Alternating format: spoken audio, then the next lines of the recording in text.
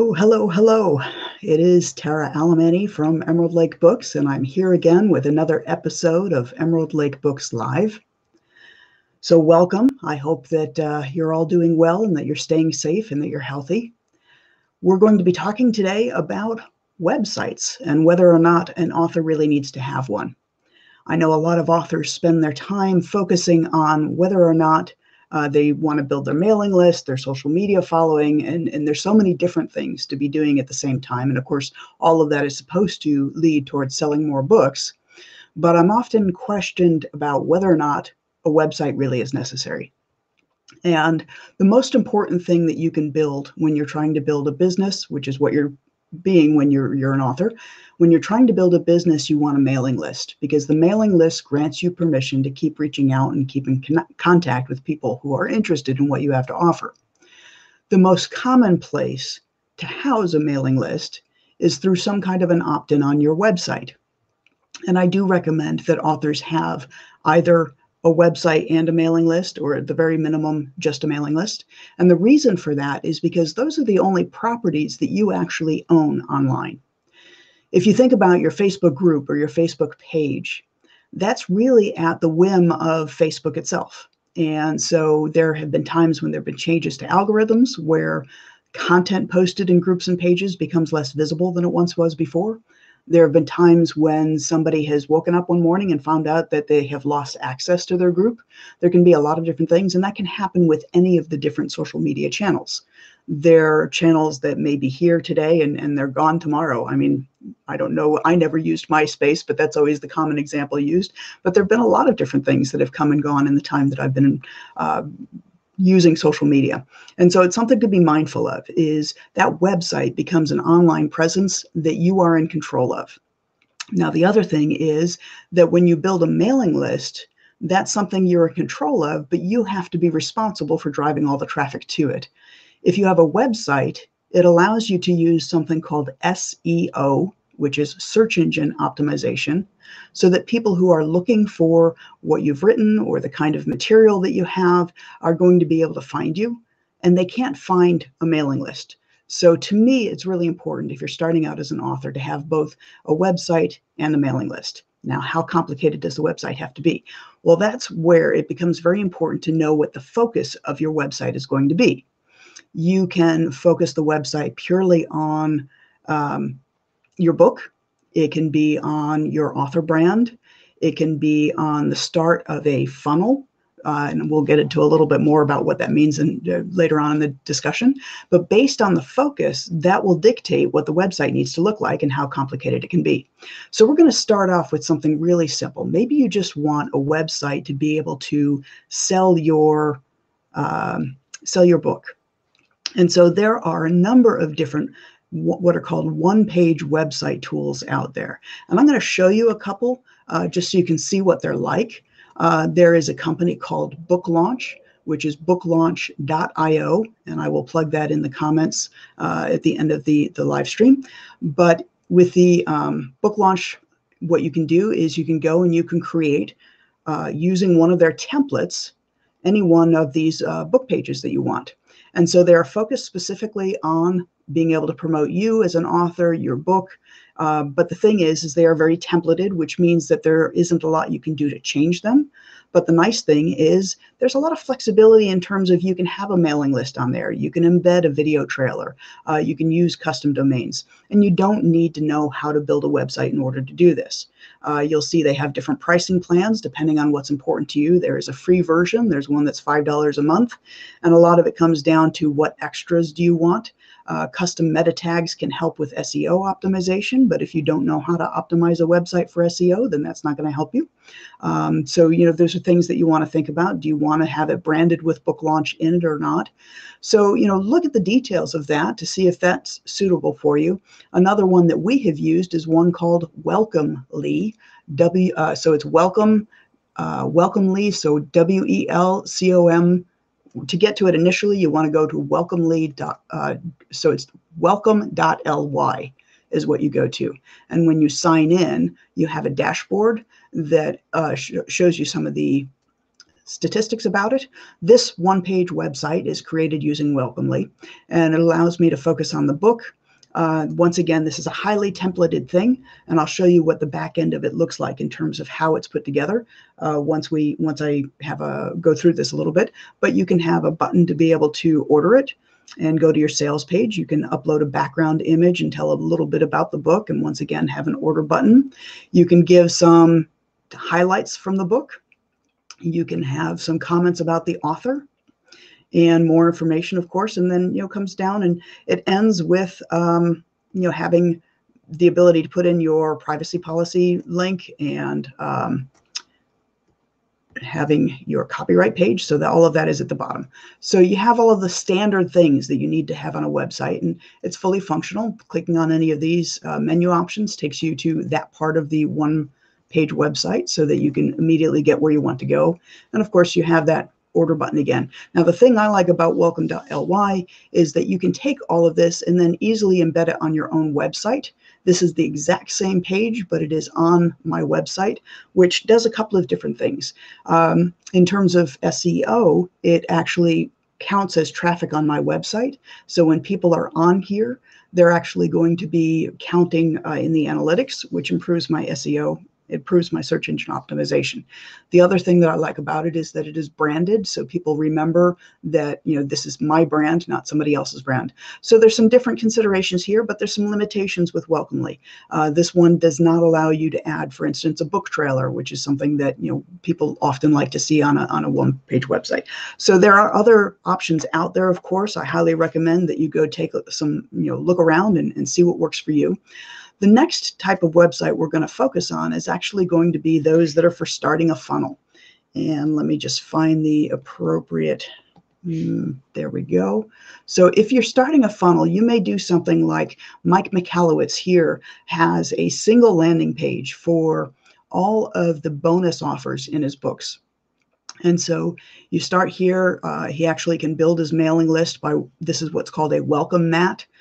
So you can put an opt-in. Most people don't know, if you don't want to join that, you can just click this little X and it will scroll up to where all of the resources are. And so you have by book topic, all of the different bonuses that go with that book are available in here. So that's one way of doing it. Another one is similar to what we use for our guide on 54 questions to ask your publisher before you sign a publishing contract. In this case, it's just a simple landing page with some text. We have a video, an opt-in, and of course that takes them directly into being able to access the guide that they're looking for. Now, this opt-in also adds them to our mailing list. And on the back end of the mailing list, there are other things that are going to take place, because once somebody downloads, they are put into a campaign sequence that allows me to send additional content related to this specific topic, because they've already expressed an interest in this topic. There are other styles, though, that you can use. This is another landing page we've built. One of our authors, Esther Wallace, uses MailChimp, and she just has an email sign up. And so all you have here is a quick header, some nice getting to know you piece of information, and then the information that you're asking for from your followers. So now, what did I mean when I said starting a funnel? Typically, when you're doing any one of these kind of landing pages, it's for the purpose of moving people through a process in that mailing list. And so what I'm going to do now is show you I'm going to turn off this so you can see the whole thing. This is a mapping tool that we use when we want to be able to, no, that's not the one, sorry. Let me go back. Unfortunately, it keeps signing me out of my thing there. All right, so we have this map that essentially says, when somebody signs up, right, there's a series of actions that we want to have happen. And so wherever they come into our book launch funnel, this is what we are doing for an actual launch, there is an email that goes out to them. They may be added to a launch sequence.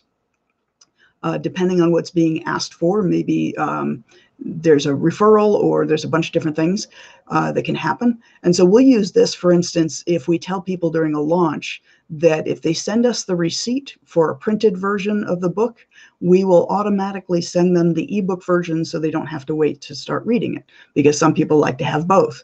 And so people will send in their email and they'll get added to our mailing list. they will automatically get a message back that gives them the information that they've requested. It may, after they've done that, the landing page may actually take them to a giveaway page where if they share this landing page, they'll get more chances at a contest or a prize. So there's all sorts of different things that can happen. And so you want to map out what is going to happen when somebody joins your mailing list. Are they just being added to a newsletter? Have they requested specific information from you? Is there something that they are expecting to get in return for their name and mailing address? Because you want to make sure that it's always valuable. And so making sure that, if you say in your book that there are bonus templates they can get, or a private video that they'll have access to, or course materials that they'll be able to review, you want to make sure that you're giving them exactly what they are anticipating.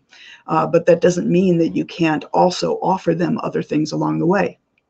So for instance, for people who have chosen to take the 54 questions download that we offer, we might want to ask them if they want another guide that we have that's also related to getting your book published. And so by offering them more than one thing, we're able to judge exactly what it is that they're looking for and what kind of information they value the most. It may be that there's only a little bit of interest, and so they're interested in the first thing, but not necessarily anything else. The more things they opt to receive from us, the more interest they have, and potentially the more opportunity we have to eventually work together. So those are all things you want to be thinking about. Now, the next piece is actually if you decide that rather than having a one-page website or something else, you want to do a full website. You want to have something that is reflects your author brand and is something that you can have your opt-in, you can sell your book, maybe you can sell your courses, you can spell speaking opportunities, all these different things that may be on there, or just an opportunity for your readers to come and get to know you better. And so one of the things you really want to be doing, and I'm just showing some samples of ones that I'm familiar with, a couple of these, actually all of these I've worked on at one point in time or another. One of our authors, she has her book for the purpose of being able to build her business and brand. And so, the book is front and center. They know that's there, but she also sells her services. Her workshops are available there. You learn more about her as a speaker. You see some of her interviews. She has some merchandise that goes along with the book. So there's all these different things that can go along with that, in addition to having a blog and being able to reach out and contact her. You make it quick and easy for people to find her in social media if that's what she wants to do. And so the idea typically with a full branded website is you want something that's going to reflect you. Hopefully it's going to tie in with your book in some way, especially if you only have one book. The interesting thing is the more books you have, the less information you need to have on your website about each of the book, because it becomes more about you as the author. And so initially, when you're only have one book, you may have everything focus on that book and its message and its topic. You may have reviews and awards and all of these different things related to it. But the more books you have, the less information you're going to put on there. Now, here's another one we've worked on completely different style. This is for another of our authors. And here, she has some neat things. Yes, I want to start now brings to an opt-in page. And so you can actually, sign up for being able to work with her. There's a quiz that you can take to learn more about yourself. And so you just want to think about what all goes into the website that you need. Now, this is a site I worked on years ago for a very dear friend of mine named Carol Barnier. And, once again, there's clean lines. There's some fun aspects to it, which reflects Carol's character. I always loved her tagline. She strives to have the wit of Irma Bombeck crossed with the depth of C.S. Lewis, but will readily admit that most days, all I really achieve is a good Lucy Ricardo with a bit of Bob the Tomato. So Carol is, just has that sense of humor, and it should reflect in the website so that when somebody visits the website, they have a clear understanding of, who it is that they're visiting, what information they can find there, and how they're going to engage with you further. If your website doesn't clearly reflect you, then that can become problematic. And so one of the things, if we are helping somebody actually build out their website, what we will do is we have an entire questionnaire that we go through with them. And that questionnaire asks things like, what they want the site to accomplish. And so let's actually, we talk about the goals of it. What's your primary message? Is there a secondary one? When does it need to be launched? We talk about who are your competitors and how are you different from them, because you want to make sure that your website, while it's consistent for the industry, much like your book cover needs to be consistent for its category, you want it to stand out in certain ways. So we'll ask, what are some colors you like? What are some websites you really like? And what are some websites you really don't like? So it opens up kind of a conversation about what it is that you're looking for, because it can be very hard to sit down, whether it's you or your web designer, to sit down with a blank screen and try and figure out exactly what the website should look like. So by having this questionnaire, we take them through it, and it really helps us figure out exactly what the website should look like. So the important thing as you're working on any website is you want to make sure that it is going to be engaging for the customer, that there is a clear course of action. So you want to make sure that if your primary objective for the landing page is to get them to book a call with you or to buy your book, that is the thing that is most impressive. Going back to that one-page website for Bruce's Ballister's book, Order Now was all over the page. It was done in different ways. It wasn't obtrusive, but you knew it was there. And so you knew what the idea was that we hoped you would take, what action we wanted you to take. And it should be that way for any website. It should be clear what action you want the visitor to take. And so if you have any questions, I do have some additional tips that I'm going to throw out here as well, because these are some things that we see people forget when they're designing their website. They forget about things to a certain extent about the website being mobile responsive. Now, this was a really big issue a few years ago when there were fewer cell phones. If you have a newer website, most likely it's mobile responsive at this point in time. But if your website hasn't been updated in the last couple of years, you may find, if you look at it on a smartphone, that it doesn't work the way you think it should, or the way that you thought it did. And so it's really important to make sure that when you look at your website, you look at it not just on the computer that you typically access it from, but on a variety of different devices, so that you're able to see what it's going to look like. You want to make sure that there's clean design, and that any photos of you, you want to make sure that at least the primary photos of you are professional. You're building a business, you're building a brand. As a writer, you want people to take you seriously. So if you take that selfie of you, goofing off, while it's fun to have in social media, it's not necessarily good for building a professional image as an author. So just be a little aware of that, conscious about it. The other thing is you want to make sure, as I said, a clear call to action, and that you do have some opportunity on there for building your mailing list. Now, you may not know what you're going to send out in a newsletter yet. You may not know how frequently you're going to send something out, but every person I have ever talked to who is doing business online, the one thing they regret most is not starting their mailing list earlier. So you want to make sure that even if your mailing list is purely an offer to let them know when your next book is coming out, give people a reason to give you their name and mailing address, so that you can start building that now, so that once you have a better idea of what you want to send out and how frequently you want to send it out, you have that already started. So I hope that you found this helpful. If you have any questions, Emerald Lake Books does design websites for our authors. It's one of the services that we offer them.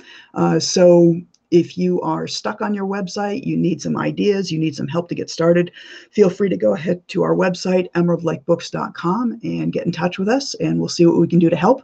I hope you found this helpful today, and next week's topic is actually going to be on book award competitions, and I'm going to talk about how you can use book awards versus bestseller status to really help with the marketing and promotion of your book.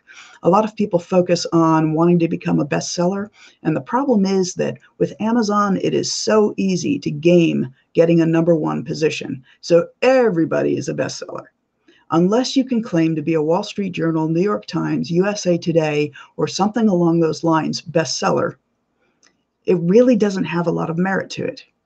And so the result is, if you aren't going to be able to pursue those other types of bestseller statuses, and if Amazon bestseller status is really all you have, that's not going to buy you much, So we focus a lot with our authors on becoming award-winning authors because it is something, especially when you're dealing with juried award competitions that are often juried by book retailers, librarians, and other industry professionals.